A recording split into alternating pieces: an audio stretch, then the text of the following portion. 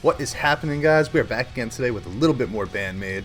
And apparently this is the missing ballad from the album. The one that I wanted that didn't end up being on there. We're going to check it out now. It's called About Us.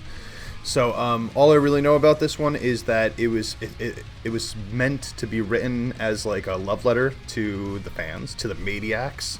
Speaking of Maniacs, look at my left nipple. My patron Jay sent me this. It's pretty sweet. Here, I'll show you the back too. Pretty slick guy. I was feeling it. Anyway, we love you too, Miku. You saved my life. Oh, and BT Dubs, I'm checking this out from like a color-coded lyrics video made by Akane. Yes, that very same Akane. She also makes lyric videos on YouTube. Bet you guys didn't know that. I'm not even lying. I've never heard a ballad by them. I've heard them do puzzle acoustic version, and it was fantastic. So I'm pretty hyped about this.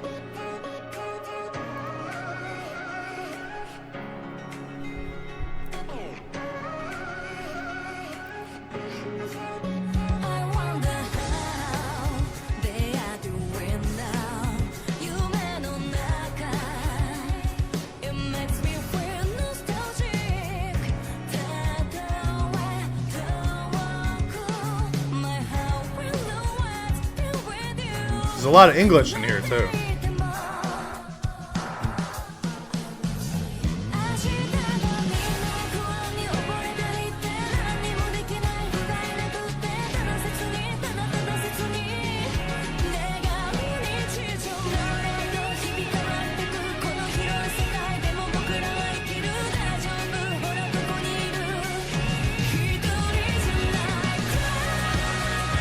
Cries. Okay, hold on. So let's just cut it off there and talk about what we've heard so far. I'm just going to go back a little bit and point out some things that I really like about this. So, first of all, when you go to a ballad, if you're a band that's technically proficient like they are, generally speaking, a lot of the times ballads are kept very simplistic. And while this is more simplistic than the normal stuff, it's nice to hear that they're still doing little things like this lead that Konami's doing in the background of the chorus. And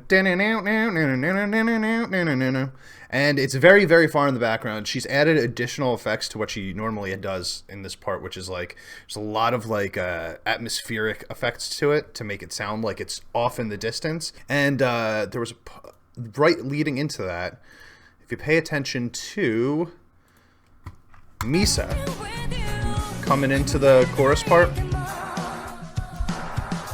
right here. I like that too. Slide, ba-do-do, slide, ba-do-do-do-do-do-do. Really nice lead in. Alright, so let's jump back into the chorus and keep going.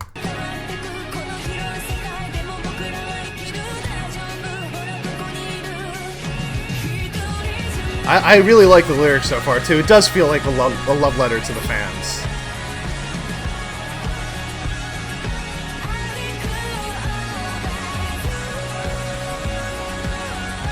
This song already has like an element of nostalgia. Like it feels nostalgic even though this is the first time I've heard it. It's written like that.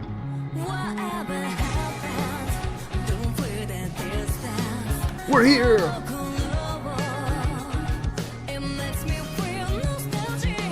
Yeah, there you go. Ooh.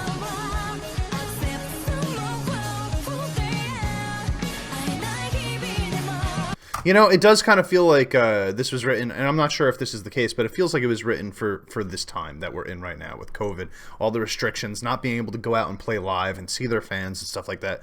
This very much feels like, you know, even though we're still at this distance between us, like, remember, we're here. Don't worry, we'll be back. We'll be able to see each other again. We're home, yes, but we're not gone. And before I even go any further, I want to mention that we've got a new guitar riff coming in here, right here. So let's listen to this bad boy.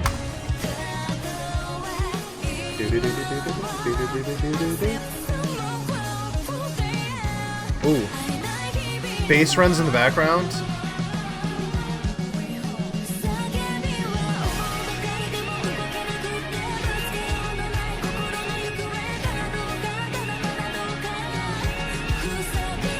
It's so empowering and like hopeful, you know.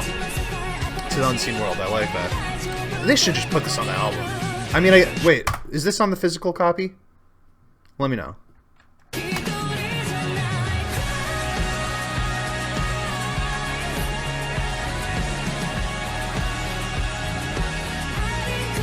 Honestly, from like just listening and like, I really like this. Like, this is, I could totally see myself putting this on a regular rotation, you know, even though it's a lot slower than what they listen to.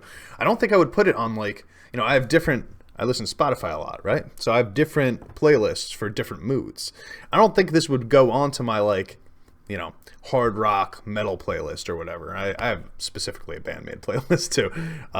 But I think that this would probably go onto like where I'm putting bands like, you know, the power ballads by like Avenged Sevenfold. You know what I mean? Like, I have playlists for stuff like that, specifically stuff for that, and this fits right in there. For this one, it's like speaking directly to my soul. You know what I'm saying? So like, I'm totally into this.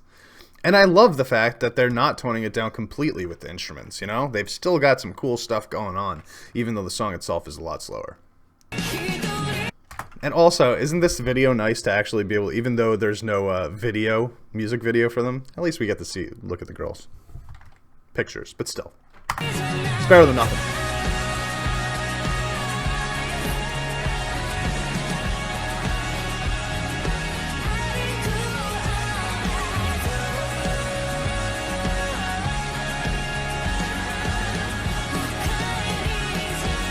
Yeah, the good old days sounds like they're talking about pre-COVID, and welcome home, it's like all phrases like that we'll be able to say later.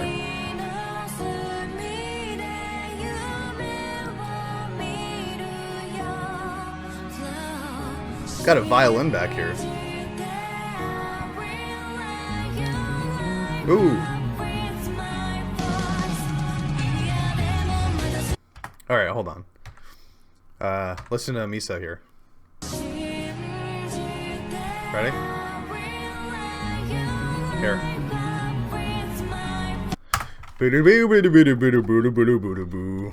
I love when she does that, man. You know what's the craziest thing about Misa's playing to me?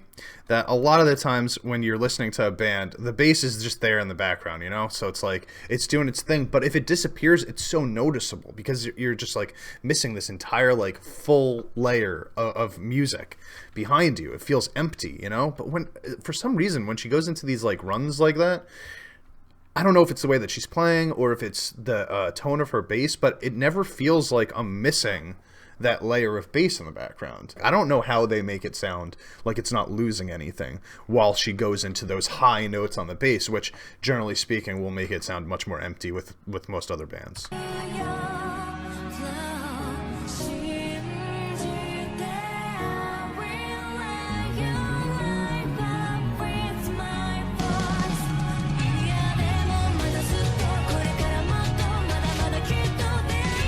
Hell yeah.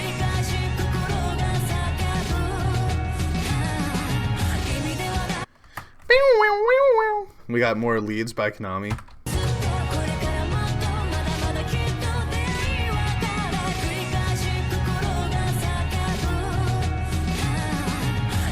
And we got, and Akane, once again, like, you know, as she is wont to do, not playing normal drum beats. You know, lots of fills. It's like a fill riff, you know what I mean? Like, it's just a whole drum beat made out of fills.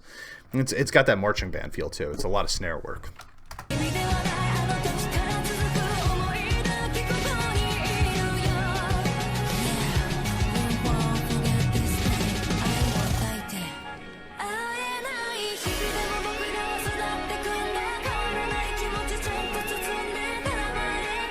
This chorus is fantastic. They are so good at choruses.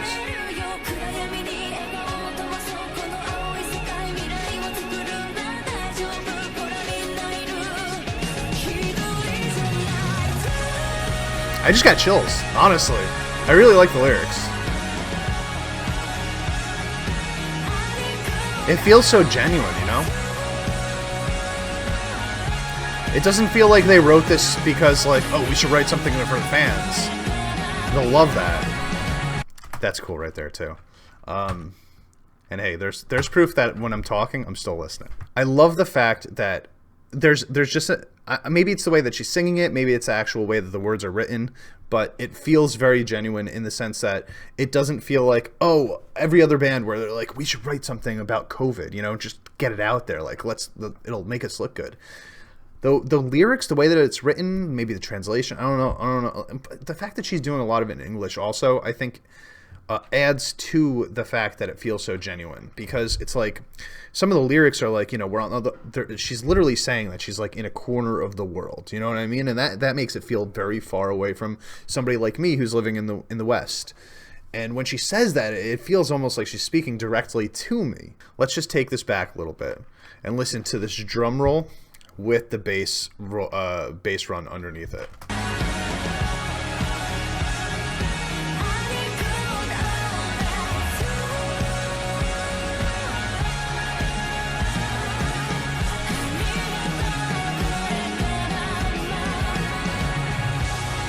I love the background vocals too.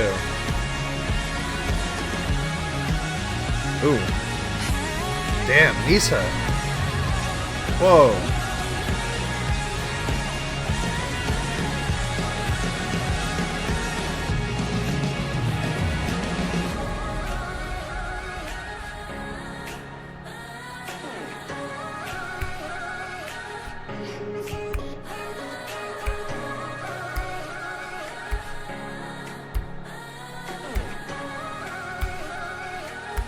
That's cool. That very produced like vocal layer there. Sounds nice. Almost sounds like it was made on like a DJ turntable. Really cool and very different for them, which is probably the coolest part about it. I really felt the lyrics like really hard, and I really appreciated the fact that they didn't take out all the leads and stuff like that because it was a ballad. They still kept stuff like that in. And even though they didn't want the instrumentation to overpower the message of the song, they decided to let Misa do a lot of the technical stuff, because that's going to stay in the background because it's a bass. So you hear her a lot, like going on these runs throughout the entire course of the song. Most of the time leading from one part, transitioning into another part. But I mean, it's just, I love that they do that. You know what I mean? Because it would have been so easy to not. It would have been so easy to just let her do the same thing that the guitar was doing in those places. But because they're Band-Maid, they're like, nah, dude, we are going to keep playing technical stuff, even if it's not the stuff that's like on the forefront of the song. It might be in the back, just like the choruses with Konami, most other choruses, where she's always shredding throughout these choruses, but you can barely hear it because it's turned down a lot, because it's not the featured part of the song. But here you hear Misa just going, doing her thing throughout the entire course of this. The lyricism was on point, man. It made me feel things, and that's exactly the whole point of this. And I appreciate them writing this. And even though it sucks that it's not on the Spotify version of the album, if this did come out on the physical copies, which I'm pretty sure people have told me that it did, I love that. Was this the last song on the album? Because I think this is the perfect closer to the album that we listened to. Like Black Hole, like think about it like this. If we listen to the way that I listened to it, with Black Hole ending the album, like the craziest it could possibly go, and then going into this song afterwards, that would have been like a full, the completionist in me would have like seriously appreciated that. But anyway, yeah, I absolutely love the song. And I've been waiting for it, you know what I mean? I've talked about it in the past. I've wanted to hear them do a ballad, and I think that they really like pulled this off really, really well. I'm out here, guys. Peace.